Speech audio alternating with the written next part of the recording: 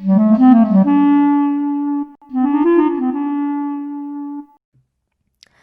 feuilles de calcul 6 à 7 sont consacrées à la simulation et l'exploitation des résultats.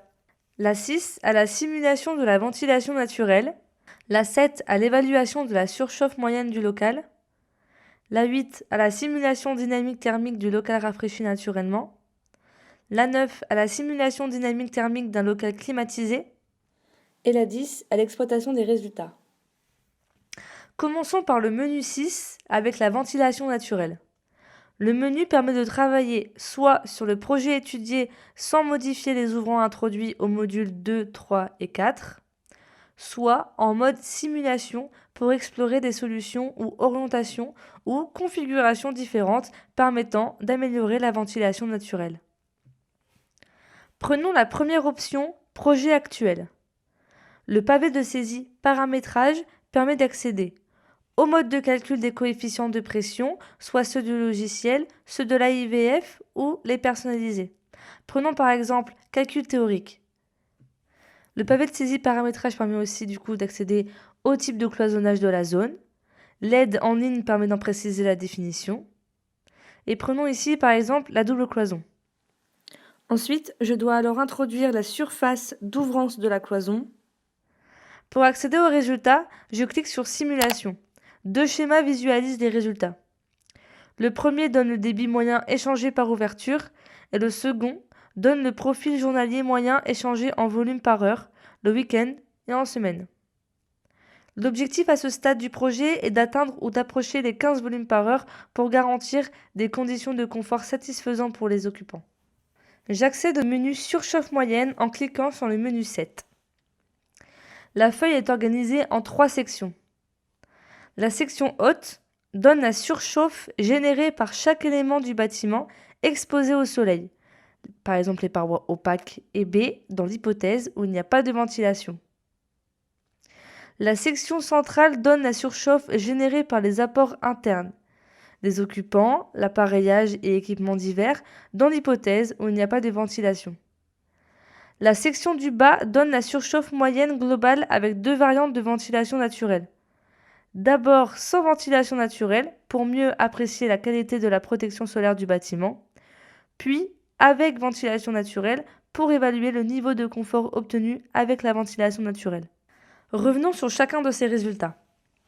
L'objectif de cette étape de conception est de repérer des éléments apportant les contributions les plus importantes en termes de surchauffe. Dans cet exemple, c'est la façade nord qui apporte la contribution la plus importante. Pour agir dessus, il suffit de pointer sur le bouton correspondant à la façade nord pour se trouver dans le bon menu et agir sur les bons paramètres pour diminuer la surchauffe. La feuille indique que le coefficient solaire de la paroi est insuffisant. Je pourrais soit agir sur l'absorption, soit la composition de parois, soit en ventilant la lame d'air. Revenons au menu 7. Si l'on examine la section du milieu, pour ce cas de figure, la marge d'action est faible. On ne peut agir sur l'occupation et la contribution du vidéoprojecteur est faible. Examinons la section du bas qui est la plus importante car elle donne une répartition des différentes sources d'apport de chaleur au local sous forme de camembert, la surchauffe moyenne pour chaque mois sous forme d'histogramme avec deux variantes de ventilation naturelle, d'abord sans ventilation naturelle pour mieux apprécier la qualité de la protection solaire du bâtiment, puis avec ventilation naturelle pour évaluer le niveau de confort obtenu avec la ventilation naturelle. Ensuite, il y a le diagramme donnant la surchauffe en fonction du débit moyen de ventilation. Il est important de s'assurer que la surchauffe moyenne est de 2 degrés pour 15 volumes par heure, c'est-à-dire à l'intersection de la ligne des 2 degrés. Ces différents diagrammes permettent de sourcer les causes d'inconfort et d'agir sur le bon paramètre pour corriger la conception thermique du bâtiment. J'accède au menu Simulation thermique dynamique d'un bâtiment naturellement réfléchi en cliquant sur le menu 8. Ce menu permet d'accéder aux calculs détaillés en fonction des scénarios d'occupation de la température d'air et opérative heure par heure, au nombre d'heures de dépassement au-dessus d'un seuil de température, par exemple 30 degrés, et au diagramme de Givoni des conditions de confort intérieur. Pour lancer les calculs, je clique sur le bouton Simuler et une fenêtre apparaît. Le logiciel propose 3 options de calcul concernant La ventilation.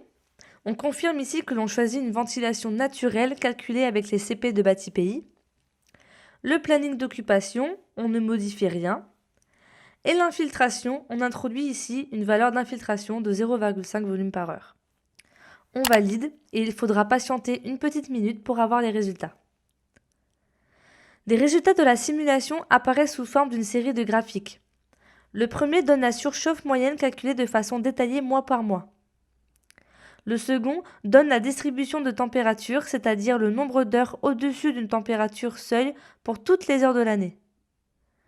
Le troisième donne la même information, mais pour les heures d'occupation. Le quatrième, le diagramme de Givoni. Pour ces deux derniers résultats, il est possible de faire un défilement automatique mois par mois.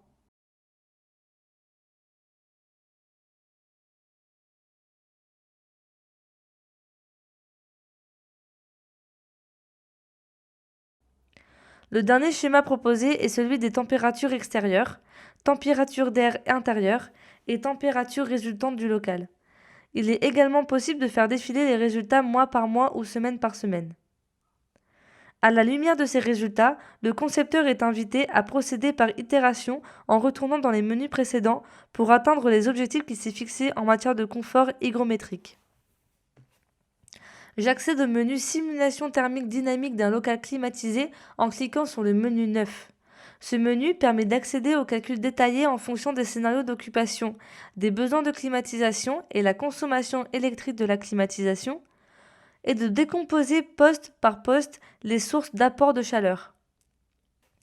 Pour lancer les calculs, je clique sur le bouton Simuler et une fenêtre apparaît.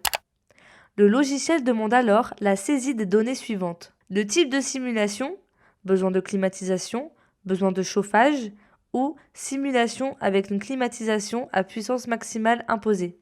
Le planning d'occupation, la tarification avec éventuellement une modulation que l'on introduit sous forme de scénario, la température de consigne, une consigne d'humidité maximale et minimale en pourcentage, le planning de fonctionnement de la climatisation, le EER ou énergie efficacité ratio, par exemple 3, le taux d'infiltration et enfin le renouvellement d'air constant, contrôlé ou sans.